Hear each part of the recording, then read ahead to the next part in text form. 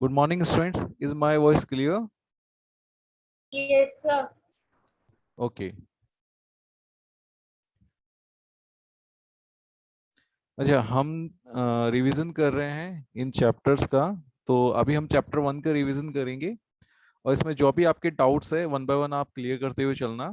And then फिर हम यहाँ पर आगे स्टार्ट करेंगे।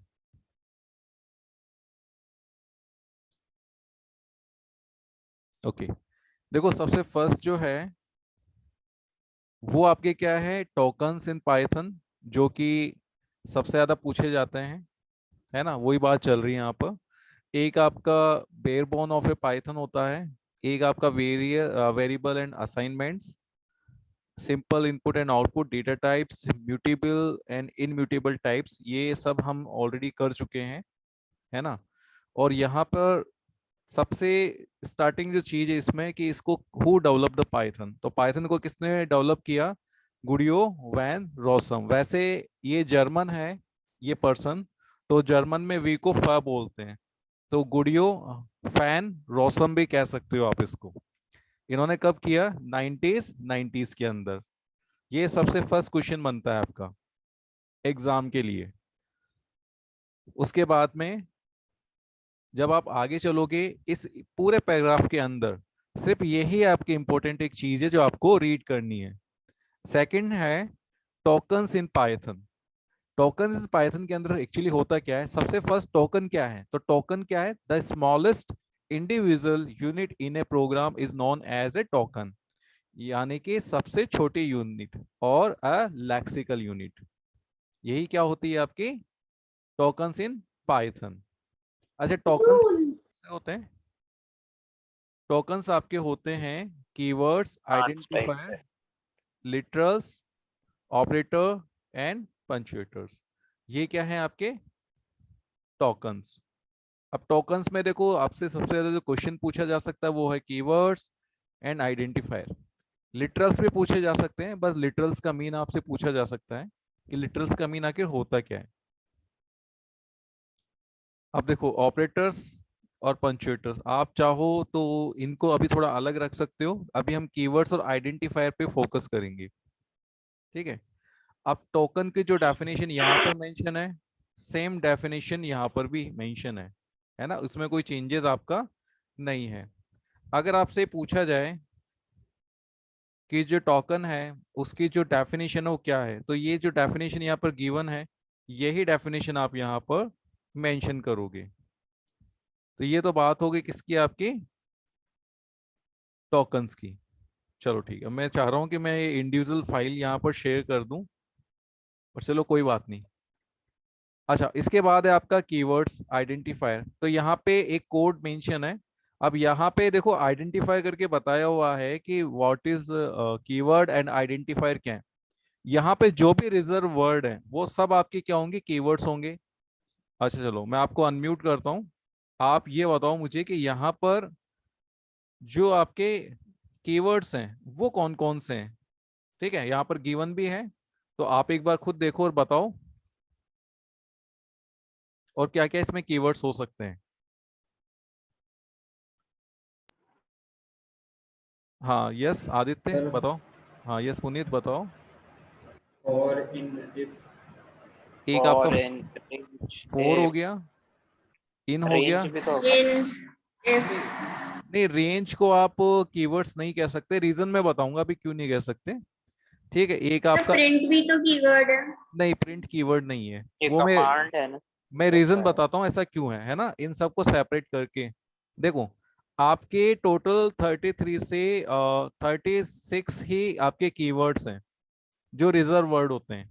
जैसे फोर हो गया, वाहिल हो गया, इफ हो गया, एल इफ, ये जो है ये आपके रिजर्व कीवर्ड होते हैं। अब आप जब इनको रेंज को और प्रिंट को जब यूज कर रहे हो, ये आपके लाइब्रेरी फंक्शन है। ये किसी फाइल के अंदर डिक्लेयर्ड है और फिर हम यहां से इनको कॉल करते हैं, तो ये आपके लाइब्रेरी फंक्शन है। तो हम इसे कीवर्ड्स नहीं कह सकते। कीवर्ड्स वही हैं जो आपके 33 रिजर्व कीवर्ड्स हैं, उन्हीं की बात हो रही है। अभी ये देखो, कीवर्ड्स यहाँ नीचे गिवन है, ये आपके कीवर्ड्स हैं। देखो, फॉल्स, असेट, डेल, फॉर, इन, इसमें आपको प्रिंट कहीं पर भी नहीं मिलेगा। ठीक है, इसमें आपको रेंज कहीं पर भी नहीं मिलेगा। तो यहाँ पर ये क्या है, आपके लाइब्रेरी फंक्शंस होते हैं, जो हम लाइब्रेरी यूज कर रहे हैं उसके फंक्शंस। अच्छा देखो, अब यहाँ पे फोर आपने कीवर्ड आइडेंटिफाई कर लिया, इन ये भी है, इफ भी है, ये तीन तो क्या हो गए आपके कीवर्ड्स हो गए जो रिजर्व वर्ड है। अब ये जो A1 है ये आइडेंटिफायर है। अच्छा क्यों है ये आइडेंटिफायर, बताओ।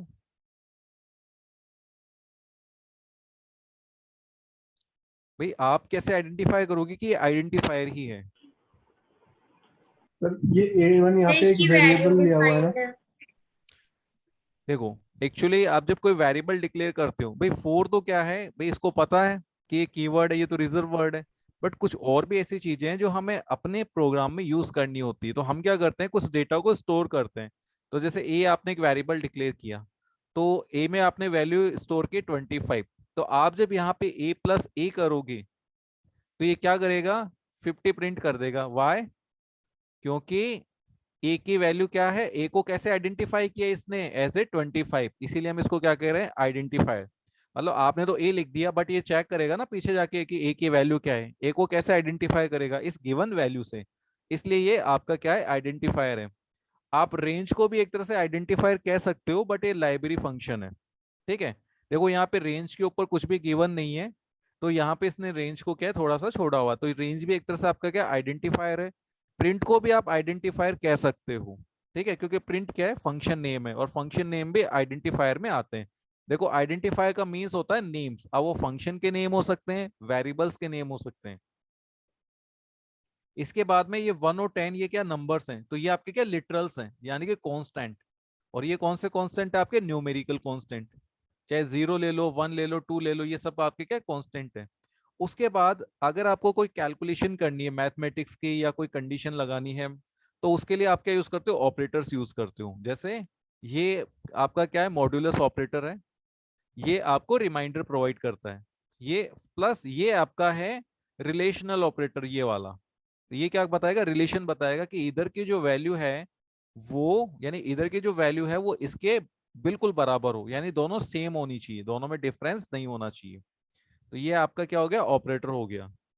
इस तरह से एक प्रोग्राम को हम आइडेंटिफाई करते हैं कि उसमें क्या क्या चीजें। इसके अलावा कुछ स्पेशल सिंबल्स आप देखोगे, जैसे कॉलन है, ये देखो यहाँ पर भी आप कॉलन देख रहे हो। तो ये सब क्या है, आपके पंचुएटर्स, जो लास्ट में सेंटेंस को एंड करते टाइम आप लिखते हो। ठीक है, इस तरह के सिंबल्स। तो ये आपके यूनिट्स होती है। ठीक है, ये आपके कीवर्ड्स, आइडेंटिफायर, एक लिटरल्स, बार ऑपरेटर। यस, वापस बता दो। वापस से। लिटरल। चलो लिटरल्स हाँ, बताता हूँ। Literal literal. देखो लिटरल्स का मतलब क्या होता है, कांस्टेंट। लिटरल्स दो तरह के होते हैं, एक तो होता है स्ट्रिंग लिटरल्स और एक होता है न्यूमेरिकल लिटरल्स। तो अभी यहाँ पे स्ट्रिंग लिटरल्स तो है नहीं कोई। स्ट्रिंग का मतलब ऐसा होता है जैसे ये कहीं आपको ये मिले पाई। अच्छा इसकी वैल्यू क्या है पाई की, 22/7। 22/7। 22/7 या फिर 3.14। 3.14 है ना, आप ये कंसिडर करते हो, तो ये क्या हो गया आपका स्ट्रिंग कांस्टेंट हो गया, है ना, या स्ट्रिंग लिटरल हो गया। तो लिटरल का मतलब होता है एक फिक्स्ड वैल्यू जो कभी चेंज नहीं होती। अब जैसे 1 है, तो 1 कहीं पर भी लिखोगे तो 1 ही होगा ना, या 5 हो जाएगा। अगर आप 1+1 करोगे तो 2 आता है कि कितना, 10 आता है, क्या आता है, तो 2 ही आएगा ना। तो ये क्या हो गया, हाँ, कांस्टेंट है। अगर आपने कहीं पे सिंबल को यूज किया मींस, यानी कि इसका मतलब क्या है, 1 है ना। तो ये क्या हो गया, आपके लिटरल्स हो गए, कांस्टेंट। 10 है तो 10 का मतलब 10 ही होगा, है ना, कुछ और नहीं होगा। तो ये आपके क्या हो गए, लिटरल्स। यहाँ पे देखो 0, ये भी लिटरल ही है। अगर यहाँ पे कुछ और होता, जैसे आप पाई यूज करते, ठीक है, तो इसकी वैल्यू वही है जो अभी हमने चेक की थी, 22/7 या फिर 3.14। तो ये क्या हो जाता है, आपका स्ट्रिंग कांस्टेंट हो जाता है, यानी कि स्ट्रिंग लिटरल्स हो जाता है। लिटरल्स का मतलब ही होता है कांस्टेंट, जिसकी वैल्यू कांस्टेंट रहती है, that's it.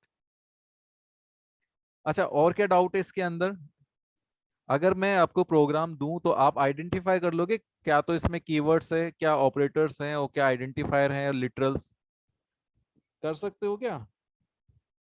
Yes, yes. sir. ये डायग्राम में जो गिवन है भाई, आप समझ लो, रेंज को मान लो इग्नोर कर दिया आपने, प्रिंट को भी इग्नोर कर दिया, कोई बात नहीं है, क्योंकि रेंज और प्रिंट भी आइडेंटिफायर के ही टाइप है। क्योंकि सिस्टम इसको क्या है, आइडेंटिफाई करेगा रेंज वाले फंक्शन से। तो इन्होंने ये जनरल चीजें दी है, इस डायग्राम के अकॉर्डिंग आपको ये कीवर्ड्स पता होने चाहिए। अगर आपसे टोकन एक्सप्लेन करने के लिए कहे तो आप ऑपरेटर तक मत जाना, चाहो तो लिख सकते हो, कोई दिक्कत नहीं। कीवर्ड्स और आइडेंटिफायर पूछेगा मेन तो अभी इस वाले एग्जाम में। अच्छा देखो अब कीवर्ड्स क्या होता है। कीवर्ड्स क्या होते हैं, keywords are predefined words with special meaning to the language compiler और इंटरप्रेटर। कीवर्ड्स क्या होते हैं, रिजर्व वर्ड होते हैं। तो ये डेफिनेशन आपको वहां पे लिखनी है, दैट्स इट। कीवर्ड्स की ये वाला भी है, a keywords is a word having special meaning reserved by programming language.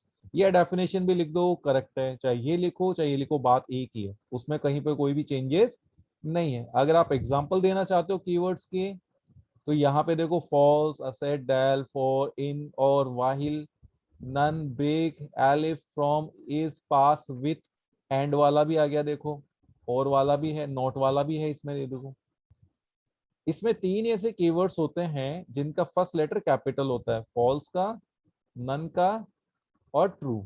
ये तीन ही ऐसे हैं जो स्पेशल पर्सन है यहाँ कीवर्ड्स के अंदर।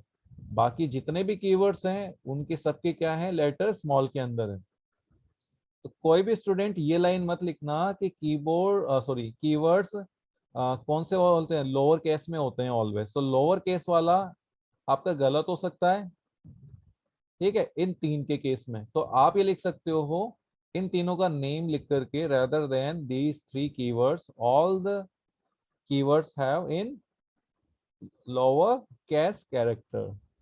तो इस तरह से आप यहाँ पे लिख सकते हो इसको। चलो ये तो बात हो गई आपके किसके, लोअर केस कैरेक्टर की।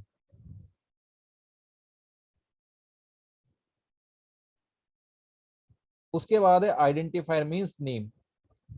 आपको ये तो कीवर्ड रिजर्व हो गए किसके, सिस्टम की तरफ से, बट आपको कोई चीज जो बार बार यूज करनी है तो उसको कोई नेम देना होगा, ताकि जब भी आपको जरूरत पड़े आप उसे यूज कर सको। तो देखो identifier are the names given to different part of the program, which variables हो सकते हैं, ऑब्जेक्ट्स हो सकते हैं, क्लासेस हो सकती है, फंक्शंस हो सकते हैं, कुछ लिस्ट हो गई, डायरेक्टरीज हो गई, सो ऑन। ये सब क्या है, सो ये सब आपकी आइडेंटिफायर्स हैं। जैसे आपने कोई वेरिएबल डिक्लेयर किया D1, तो ये क्या हो गया, आइडेंटिफायर हो गया।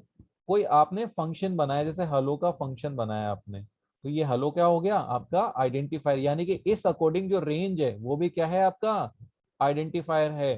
प्रिंट जो है वो भी क्या है, आपका एक फंक्शन ही तो है, ये भी क्या हो गया, आपका आइडेंटिफायर हो गया। इनपुट क्या हो गया, ये भी आपका आइडेंटिफायर हो गया। तो ये जितने भी फंक्शन है ये सब क्या हो गए, आइडेंटिफायर हो गए, जिनको सिस्टम आइडेंटिफाई करता है। The naming rule for Python identifier can be summarise as follow. अगर आप कोई भी वेरिएबल डिक्लेयर कर रहे हो या फंक्शन डिक्लेयर कर रहे हो तो उसके कुछ रूल्स होते हैं। ये रूल्स आपको हमेशा याद रखने। First, variable name must only be non keyword word, यानी कि ये जो ऊपर लिस्ट गिवन है इस लिस्ट में से कोई भी आप जो भी वर्ड है उसको एज ए क्या यूज नहीं कर सकते, आइडेंटिफायर यूज नहीं कर सकते। सबसे फर्स्ट रूल यही कहता है, ठीक है। जैसे फॉल्स है, अगर आप एफ कैपिटल में लिखोगे तो ठीक है, लेकिन अगर आपने एफ स्मॉल में लिख दिया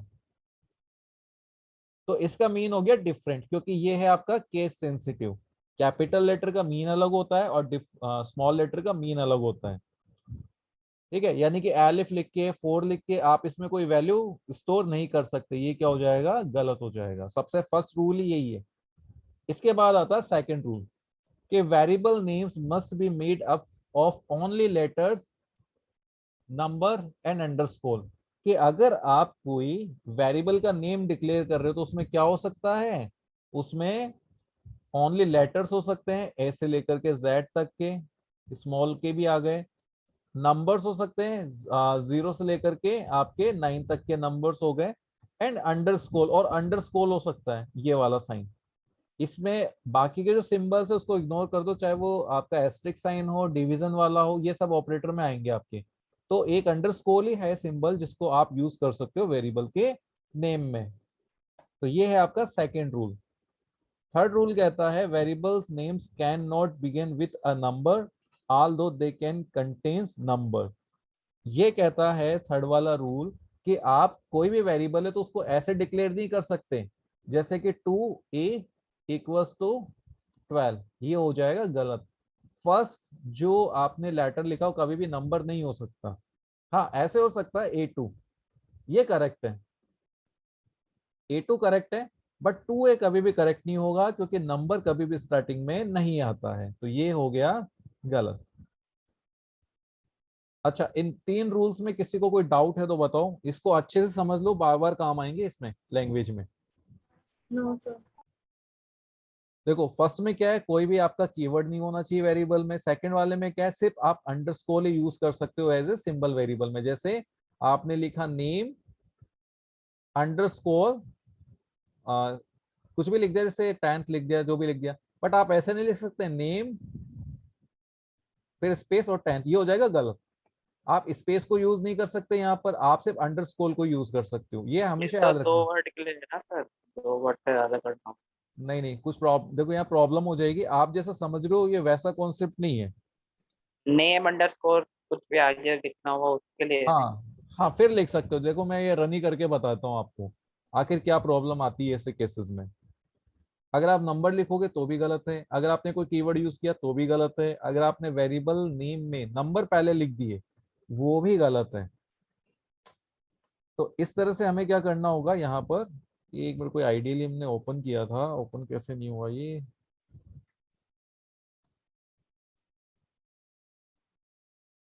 ठीक है। देखो अगर आप वेरिएबल डिक्लेयर करते हो कैसे, अगर आपने लिखा जैसे ट्रू लिख दिया और फिर ये कर रहे हो, तो देखो सबसे फर्स्ट जैसे आप कीवर्ड एंटर करोगे तो उसका कलर चेंज हो गया। अब अगर आप यहाँ पे कोई वैल्यू एंटर करना चाहते हो तो ये एक्सेप्ट नहीं करेगा, can not assign to true, ठीक है। लेकिन अगर आपने ये कर दिया, अब ये होता है केस सेंसिटिव, तो ये एक्सेप्ट कर लेगा। ये ट्रू और इस ट्रू में है डिफरेंस, है ना, तो ये कीवर्ड नहीं है बट ये वाला कीवर्ड है। तो किसी भी कीवर्ड को यहाँ पे लिखो तो उसका कलर चेंज हो जाता है, तो उसको आप वैल्यू असाइन नहीं कर सकते। सेकंड रूल कहता है कि आप क्या कर सकते हो, जैसे आपने लिखा आर जैसे स्टूडेंट स्पेस नेम, तो यहाँ पे स्पेस दे करके और फिर आप नंबर असाइन नहीं कर सकते। रीजन, क्योंकि यहाँ पे आपने जो स्पेस यूज किया है वो इनलीगल है। इसको इस तरह यूज कर सकते हो स्टूडेंट अंडरस्कोर नेम, ये करेक्ट है। अब इसमें आप क्या है, ये आप एंटर करोगे एक्सेप्ट कर लेगा। ये रूल फंक्शन के नेम पर भी अप्लाइड होगा, याद रखना ये जो 2-3 रूल्स हैं। इसके बाद ये कहता है कि आप है ना इस तरह से फर्स्ट इसको नंबर लिख के असाइन नहीं कर सकते, ये भी है इनलीगल। हाँ आप ऐसे कर सकते हो A2 करके फिर कर सकते हो, वो करेक्ट है। यानी कि ये 3 रूल्स हैं, फर्स्ट कीवर्ड नहीं होना चाहिए, सेकंड आप सिर्फ अंडरस्कोर को यूज कर सकते हो स्पेशल कैरेक्टर में, और कोई सिंबल यहाँ यूज मत करो। अगर आप यहाँ पर अगर ये यूज करते हो @ तो ये भी क्या हो जाएगा, इनलीगल हो जाएगा। वेरिएबल और आइडेंटिफायर के नेम में only you can use one symbol that is underscore rather than it. अगर कोई सिंबल यूज करोगे तो क्या होगा, एरर आएगा। चलो ये नंबर वाला देख लिया हमने, ये हो गया इनलीगल, ये है करेक्ट। फर्स्ट हमेशा अल्फाबेट रखना। दूसरी चीज, आप फर्स्ट अंडरस्कोर भी रख सकते हो, ये भी वैलिड है। देखो आप फर्स्ट अंडरस्कोर रख सकते हो, ये पूरी तरीके से वैलिड है, बट आप नंबर नहीं रख सकते पहले। अगर नंबर रखोगे तो क्या होगा, एरर आ जाएगा। तो ये सबसे इंपॉर्टेंट रूल्स होते हैं। अगर एग्जाम में पूछा जाए कि explain the define of identify rules, तो ये आपको 3 रूल्स लिखने हैं।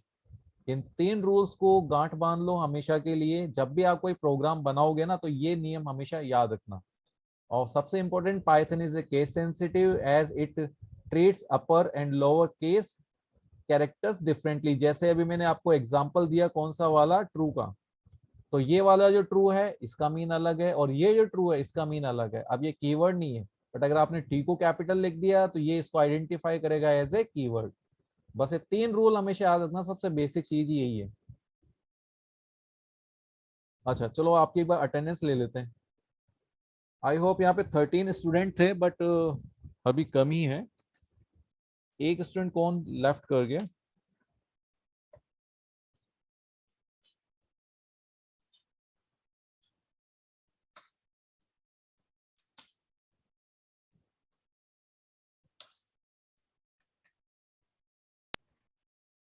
क्या किया तूने?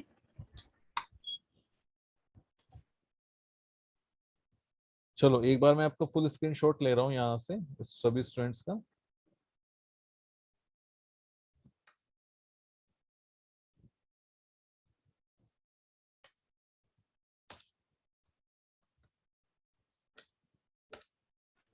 Okay done.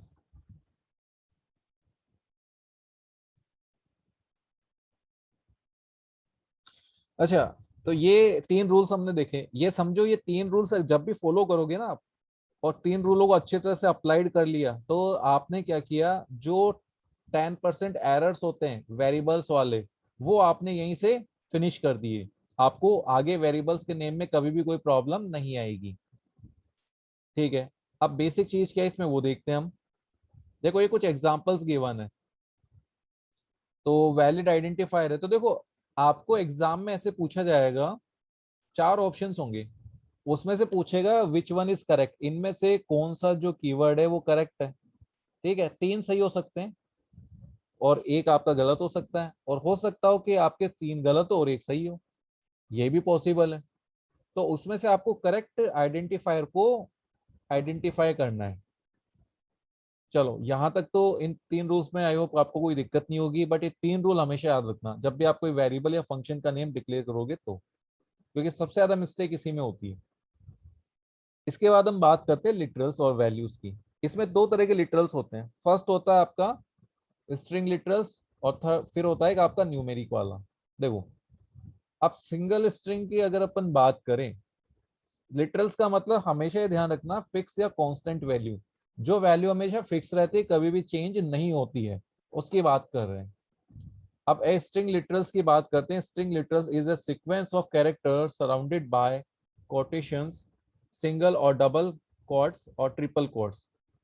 String literals can either be single line string और मल्टी लाइन स्ट्रिंग। अगर आपसे पूछा जाए कि स्ट्रिंग कितने तरह की होती है, तो स्ट्रिंग होती है 2 तरह की। सबसे फर्स्ट, एक तो ये लिखा आपने हेलो और एंटर कर दिया। एक अगर आपने इसको ट्रिपल टाइम यूज कर लिया, अब आप एंटर करोगे तो क्या होगा, ये हो गया मल्टी लाइन स्ट्रिंग। तो ये 2 तरह की स्ट्रिंग होती है। तो सिमिलरली ये क्या होता है, उसी कॉन्सेप्ट को लेके इसने लिटरल्स 2 बताए स्ट्रिंग के, एक तो सिंगल लाइन स्ट्रिंग और एक multi line string. Single line में क्या होगा, एक सिंगल लाइन में होगा। मल्टी लाइन में क्या होगा, triple invited, triple single invited हो सकता है, या ट्रिपल डबल इनवाइटेड कॉमा हो सकता है, तो वो क्या हो जाएगा, मल्टी लाइन हो जाएगा। अब जैसे यहाँ पे ये स्लैश करके ये अभी मल्टी लाइन वाला हो गया। देखो एग्जांपल्स गिवन है कुछ, इसमें कोई बैक स्लैश नहीं है, इस यहाँ पे बैक स्लैश की नीड की रिक्वायरमेंट है, तब आप यहाँ पे कर सकते हो। अब ये आपके कुछ सीक्वेंस है। जैसे अगर आपने, ये होता है जैसे रो डेटा होता है कि जिस फॉर्म में उसी फॉर्म में रहे। डबल स्लैश का मतलब ये होता है कि आप बैक स्लैश यूज करना चाह रहे हो, इसका मीन्स होता है सिंगल कोटेशन, इसका होता है डबल कोटेशन, और ये होता है आपका बैल। ये सी प्लस प्लस के अंदर, सी के अंदर बहुत यूज करते थे, ये वाला बैक स्पेस के लिए, एफ फॉर्मेट के लिए, और ये एन। आपने ये वाला एग्जांपल अभी देखा ही होगा। जैसे हमने ये मल्टी लाइन स्ट्रिंग बनाया, तो देखो ये एच यहाँ पर एंड हो रहा है, तो एक देखो ये बैकस्लैश और एन ये ऑटोमेटिक आ गया, तो ये है न्यू लाइन इंसर्ट करने के लिए। ये आपका क्या हो गया, आपका लिटरल हो गया एक तरह से। ठीक है, ये क्या हो गया, आपका लिटरल हो गया। स्लैश और न्यू लाइन पे। हाँ देखो, मैं इसका एग्जांपल भी बताता हूँ आपको कैसे होगा। जैसे अभी हम यहाँ पर एक वेरिएबल डिक्लेयर करते हैं, ठीक है, और उसे एग्जांपल से समझना। ये कोई वेरिएबल है, उसमें आपने लिखा हेलो, फिर ये स्लैश यूज किया, बैक स्लैश एन, और फिर आपने यूज किया जैसे हाई लिख दिया और एंटर कर दिया। अगर आप इसको प्रिंट करोगे तो देखो दोनों अलग अलग लाइनों में आ रहे हैं, हेलो ऊपर आ रहा है और हाई नीचे आ रहा है। रीजन इसकी वजह से। ठीक है, इसको यूज करके हम क्या कर सकते हैं कि ये क्या है, न्यू लाइन को एक्सेप्ट करता है। चलो ये तो बात हो गई आपके इनकी। तो ये इनके गिवंस हैं, एस्केप सीक्वेंस गिवन है कि क्या करते हैं, इनका यूजेस है। ये आपके माइंड में होना चाहिए, एग्जाम में इससे रिलेटेड कोई क्वेश्चन नहीं आएगा, बस थोड़ा सा नॉलेज के लिए आपको पता होना चाहिए इनका मीन। अब है न्यूमेरिक लिटरल्स। न्यूमेरिक लिटरल्स में क्या होता है, जैसे इंटीजर हो गया, इंट हो गया, जैसे नंबर्स हो गए 1 2 3 4 5 हो गए, डेसिमल फॉर्म हो सकता है, ऑक्टल हो सकता है। ठीक है, ये हो गया आपका ऑक्टल फॉर्म में, ये हो गया आपका हेक्साडेसिमल फॉर्म में। हेक्साडेसिमल नंबर और ऑक्टल नंबर हमने लास्ट ईयर स्टडी किए थे, ये वही चीज है आपकी कि किस तरीके से आप इसको लिखते हो। जैसे अब देखो डेसिमल नंबर तो आपके जर्नल नंबर हो गए। अब ये आपका क्या है, जैसे अगर ऑक्टल नंबर आपको यूज करने हैं तो इंटीजर में बिगिनिंग में विथ क्या लिखोगे, 0 ओ, लेटर ओ से करोगे, उसके बाद में क्या करेगा, उसका रिजल्ट यहाँ पे शो कर देगा। ये आपका क्या होता है, ऑक्टल नंबर होता है। इसी तरह हेक्साडेसिमल का मतलब होता है 0x, और इसी तरह एक बाइनरी नंबर भी होता है। ठीक है, तो बाइनरी नंबर का एक बार यूज करके देखें। जैसे सबसे पहले आपने यहाँ पे लिखा प्रिंट 0b, वैसे देखते हैं काम करता है कि नहीं करता। तो ये क्या हो गया, 7 हो गया। इसको आप ऐसे भी चेक कर सकते हो, देखो आपके पास 1 2 3, ये आपका बाइनरी नंबर है, तो यहाँ पे 1 2 और ये कितना हो गया 4, तो 4 और 2 कितने हो गए 6, 6 प्लस 1 कितने हो गए 7। यहाँ से आप किसी भी बाइनरी नंबर को एज ए इनपुट कर सकते हो और यहाँ पे ऐड कर सकते हो। जैसे आपको करना है 7 प्लस 2 करना है, तो इसका आंसर क्या आएगा, 9 आना चाहिए। तो ये वाली कैलकुलेशन यहाँ कैसे करोगे, जैसे आपने लिखा print 0b, B for binary, तो 7 के लिए आपने क्या यूज किया, 111 प्लस 0 बी फॉर बाइनरी। अब 2 के लिए क्या करोगे आप, यहाँ पे 0 0 1 0, ये हो गया आपका 2, और एंटर किया, तो इसका आंसर क्या आ गया, 9 आ गया। कैसे, ये वाला तो 7 के लिए कैलकुलेट कर ही लिया था आपने, और यहाँ पे क्या हो गया, देखो यहाँ पे 0 है, यहाँ पर भी 0, और बीच में क्या 1 है, तो ये क्या हो गया 2, 2 प्लस 7 कितना हो गया 9। ये आपके बाइनरी वाले कॉन्सेप्ट है जो मैंने लास्ट ईयर स्टडी किए थे। इसी तरह से आप यहाँ से अगर कोई ऑक्टल नंबर चाहिए, तो ऑक्टल नंबर के लिए आप क्या कर सकते हो, 0 ओ, और जैसे आपको लिखना है यहाँ पर 15, तो ये क्या होता है, एक्चुअली 13 होता है डेसिमल के अंदर। और अगर आप हेक्साडेसिमल नंबर की बात करूं, तो हेक्साडेसिमल नंबर में 0x, और फिर उसके बाद में आप क्या लिखो, जैसे आपने लिखा AF और एंटर किया, तो ये कितना हो गया 175 इसके अकॉर्डिंग। तो ये आपके हो गए binary number, octal sir number. Yes, sir यहाँ हमने x से पहले 0 क्यों लगाया, o से पहले भी हमने 0 लगाया था, क्यों लगाया था? हाँ वो इसलिए लगा है, अगर आपको किसी भी फॉर्म में अगर नंबर डिफाइन करना है तो सबसे पहले आपको 0 लिखना होगा, और अब कौन सा नंबर लिखना है, बाइनरी लिखना है तो b आ गया, अगर आपको ऑक्टल लिखना है तो यहाँ पे स्मॉल ओ आ गया, और अगर आपको हेक्साडेसिमल लिखना है तो 0 के बाद क्या लिखो, x लिखो। ये इसका फॉर्मेट है, इससे ये आइडेंटिफाई करता है कि इसके बाद जो आपने नंबर दिया है वो किस फॉर्म में है, बाइनरी में है, ऑक्टल में है, हेक्साडेसिमल में, किस में है। और डेसिमल के लिए तो हम डायरेक्टली लिख देते हैं, जैसे 2 3, ये सीधे क्या आपके डेसिमल नंबर्स हैं। तो ये वाला कॉन्सेप्ट है जो हम यूज करते हैं यहाँ पर, ये आपका है लिटरल्स वाला।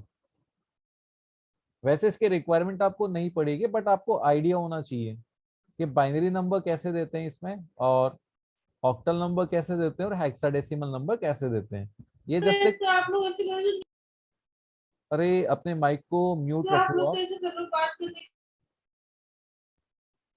चलो देखो ये क्या है, ये एक मेथड है। Using this method you can take input as a binary number लेना है तो आप बाइनरी में ले सकते हो, अगर आप क्या करना चाहते हो, इसको डेसिमल में प्रिंट करना चाहते हो तो डेसिमल में प्रिंट हो गया। ये हमारा डेसिमल ही कॉन्सेप्ट है जो हम यहाँ पे प्रिंट कर रहे हैं कि आखिर इसका नंबर क्या है। और जो आपके हार्डवेयर इक्विपमेंट्स होते हैं, फॉर एग्जांपल मोबाइल फोन वगैरह, तो इसमें जो ऑपरेशन होता है, जैसे यहाँ पर आपका कीपैड होता है, यहाँ पे 1 2 3 4 5 6 7 8 9, ये जो आपके नंबर्स होते हैं कीपैड के, जब आप यहाँ से प्रेस करते हो तो ये जो सिग्नल्स है ना, वो इन्हीं में जाते हैं, ऑक्टल में, हेक्साडेसिमल में और बाइनरी में। यही सिग्नल आगे रीड होते हैं और इन्हीं को एक्सेप्ट करके हम क्या करते हैं, जो वर्क है वो परफॉर्म करते हैं। चलो ये तो एक टॉपिक था जो आपके बुक में अवेलेबल है, तो वो हमने यहाँ पे डिस्कस कर लिया है ना। एग्जाम के पॉइंट ऑफ व्यू से हम इतना इसको इम्पोर्टेंट नहीं देखते, बट ये आपको नॉलेज होना चाहिए कि ऐसा भी इसमें पॉसिबल है। अच्छा नेक्स्ट हम देखते हैं यहाँ पर फ्लोटिंग पॉइंट नंबर। आपको पता ही है जो आपके पॉइंट्स वाले डिजिट हैं, जैसे 1.2, 3.4, ये आपके क्या हो गए, फ्लोट नंबर हो गए। These all are float numbers. और एक हमने कॉम्प्लेक्स नंबर्स के बारे में डिस्कस किया था, तो ये जो आपका आयोटा होता है ये क्या होता है, √-1। इसको आप डिनोट करते हो स्मॉल जे से, जैसे आपने लिखा ए, जैसे आपने लिखा 2+3J, तो ये क्या हो गया, कॉम्प्लेक्स नंबर। अब इनके कैलकुलेशन कैसे होते हैं, जैसे 4+2J, तो जब आप इनको ऐड करोगे तो ये वाला पार्ट अलग से ऐड होगा और ये वाला पार्ट अलग से ऐड होगा। सिमिलरली वैसे ही जैसे x+y की कैलकुलेशन आप करते हो, तो इसका आंसर होगा 6+5J। बस ये ऐसे ही चलेगा। We called it complex number, तो ये हो गया आपका कॉम्प्लेक्स लिटरल या कॉम्प्लेक्स कांस्टेंट। बुलियन लिटरल में दो ही होते हैं, एक तो ट्रू होता है और एक फॉल्स होता है, दैट्स इट। ये दो ही आपको मिलेंगे, ट्रू एंड फॉल्स। इसके अलावा स्पेशल लिटरल नन हो गया। नन भी क्या होता है, एक कीवर्ड भी है और एक आपका लिटरल भी। नन का मीन्स क्या होता है, नन, कुछ भी नहीं। तो ये हो गया आपके लिटरल्स कंप्लीट। अगर लिटरल्स में कोई डाउट है आपको तो आप पूछो। अभी तक जो हमने किया है उसमें कुछ भी डाउट है आपको तो आप मुझे बताओ। तो कल से हम ऑपरेटर स्टार्ट करेंगे। किसी स्टूडेंट को कोई डाउट? एनीवन? No sir. ठीक है। अब इसमें जो इम्पोर्टेंट थिंग, भाई एडमिट है तो वो तो करने को तैयार नहीं है। इम्पोर्टेंट जो चीजें इसमें वो क्या है आपका, first how to declare variable. तो वेरिएबल्स कैसे डिक्लेयर करने हैं आपको, कि वेरिएबल्स कैसे डिक्लेयर करने हैं। तो ये सारी चीजें क्या हो गई, इंपॉर्टेंट पॉइंट्स। एक है वेरिएबल डिक्लेरेशन, दूसरा है लिटरल्स, और तीसरा आप क्या है, ऑपरेटर्स आप पढ़ोगे। हाँ, जो नंबर सिस्टम है वो आपको इतना फोकस नहीं करना है, जिसमें डेसिमल, बुलियन, हेक्साडेसिमल इनका यूज होगा ही नहीं। फिर भी अगर कभी बाय चांस अगर हमें यूज करना पड़ा, अगर मान लो एक्सटर्नल आया और एक्सटर्नल ने कहा कि एक काम करो मुझे यहाँ पे बाइनरी नंबर प्रिंट करवाना है, तो कैसे कराएंगे, तो 0 देन B, और फिर ये जो देखो बाइनरी में क्या होते हैं, 0 और 1 ही होता है। उसने कहा कि मुझे 7 प्रिंट करवाना, तो 7 में 111 आ गया, ये तो हो गया। और इसके साथ में क्या यूज कर दो, 0B, तो ये क्या हो जाएगा आपका बाइनरी नंबर। जो भी बाइनरी नंबर है 0 और B के आगे लिख दो डायरेक्टली। आप चाहे कन्वर्ट करके देखो, चाहे वैसे लिख लो, चाहे यहाँ पे डायरेक्टली पुट कर दो, ये आपको सीधा आपको आंसर दे देगा। अच्छा चलो आज यहीं पे अपन एंड करते हैं। अभी भी अगर आपको ऐसा लग रहा है कि कोई डाउट है तो प्लीज आस्क योर डाउट्स, किसी भी तरह सर का। ऐसा ऐसा नहीं होता क्या, कोई नंबर हमने डाला तो वो ये खुद ही बाइनरी में कन्वर्ट करके बता दे? देखो वो फिर होते हैं कन्वर्टर्स होते हैं, ठीक है। उसके लिए जैसे कोई फंक्शन है जो क्या कर रहा है, आपके नंबर्स को बाइनरी में कन्वर्ट कर रहा है। जैसे उसका जो रिमाइंडर है, देखो इसका प्रोग्राम भी आप बना सकते हो। कैसे, आपने एक फंक्शन डिक्लेयर किया b, इस तरीके से आपने एक नंबर लिया इसमें, जैसे मान लो 5 नंबर ले लिया, तो इसकी प्रोग्रामिंग कैसे होगी, सबसे पहले 5 को आप डिवाइड करोगे 2 से, ठीक है। आप ये चेक करोगे कि इसके अंदर एक तो इसका फ्लोर डिवीजन क्या आ रहा है, और दूसरा इसका जो रिमाइंडर है वो क्या आ रहा है। अगर रिमाइंडर इसका 1 है तो 1 आपने यहाँ लिख लिया, और फिर क्या आएगा इसका जो फ्लोर डिवीजन से, फ्लोर डिवीजन कितना आ गया, 2 आ गया, फिर 2 तो यहाँ पे 0 आएगा, और फिर लास्ट में क्या बच गया, 1। तो ये आपको आउटपुट में मिलेगा, और जब आप इसको प्रिंट करोगे तो क्या आ जाएगा, 5 आ जाएगा, ठीक है। इसको आप चेक भी कर सकते हो, जो अपना यहाँ पे आइडियली है, यहाँ पे प्रिंट 0B101, देखो 5 आ गया। तो इसके आप फंक्शन खुद भी बना सकते हो, जो आपने 11th में सीखा है उसको आप यहाँ पे अप्लाइड भी कर सकते हो पाइथन के ऊपर, और यहाँ चेक कर सकते हो। क्योंकि अगर यहाँ आपको कोई नंबर देना है और आपने बी बाइनरी यूज कर लिया, तो बाइनरी फॉर्म में होना चाहिए। अगर दूसरे फॉर्म में करेंगे हम तो देखो क्या होगा, जैसे मान लो आपने 0 भी यूज किया और ये आपने लिख दिया, तो क्या आ गया, सिंटेक्स एरर आ गया, क्योंकि 3 क्या हो गया, बाइनरी में होता ही नहीं है। बाइनरी में 2 ही होते हैं, एक तो होता है 0 और सेकंड होता है 1। ये 2 ही आपके कैरेक्टर्स होते हैं, इसलिए तो उसको बाइनरी कहते हैं। बाई का मतलब होता है 2, ऑक्ट का मतलब होता है 8, और हेक्साडेसिमल का मतलब होता है, हेक्सा का मतलब 6 और डेसिमल का मीन्स होता है 10। तो टोटल 16 हो गई, 6 + 10 = 16। तो इस और डेसिमल का मीन्स क्या होता है, 10। तो आपका जो 0 से लेकर 9 तक के जो नंबर्स हैं वो आते हैं डेसिमल के अंदर। चलो आप एक काम करना, ये पीडीएफ में आपके गूगल क्लासरूम में ऐड कर दूंगा, अगर किसी के पास बुक नहीं हो तो इसको रीड कर लेना, है ना। और फिर इसमें जो भी आपके डाउट्स है वो आप मुझसे पूछना, कल आपके डाउट्स हम डिस्कस करेंगे एंड देन फिर हम ऑपरेटर्स, पंक्चुएटर्स पढ़ेंगे। बेयर बॉन्ड्स में इतना कुछ है नहीं, बस कमेंट्स का कैसे करना है, हाँ कमेंट्स भी इंपॉर्टेंट है। कमेंट है, आपके एक्सप्रेशंस है, स्टेटमेंट्स हैं, ब्लॉक्स हैं, इन सबको, ये बिल्कुल बेसिक चीज है जो आपको आनी चाहिए। और ये हमने डायनेमिक टाइपिंग किया हुआ है, ये रेफरेंस वाला, ये हमने एक एग्जाम्पल से देखा हुआ है। फिर मल्टी असाइनमेंट ये भी हमने किया हुआ है। चलो ठीक है, एक बार रिपीट कर लेंगे इनको। So thank you student, I am going to end this class. तो कल मिलते हैं। Okay, bye all. Thank you sir. Bye sir.